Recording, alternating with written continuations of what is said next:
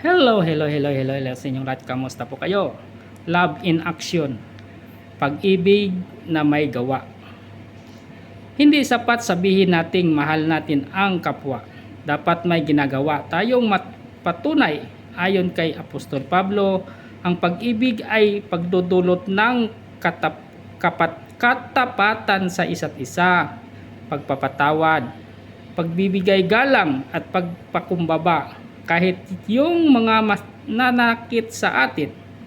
Pinaalalahanan tayong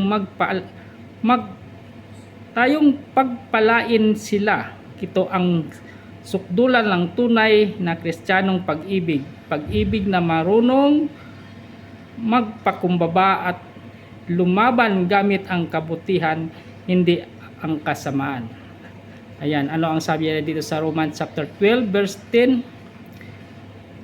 Be devoted to one another in love. Honor one another above yourself.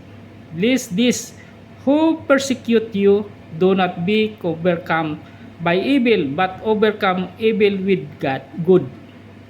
Amen. God bless sa inyong lahat. Ingat po lagi kung ano man ang ating ginagawa at ugaliin natin laging manalangin.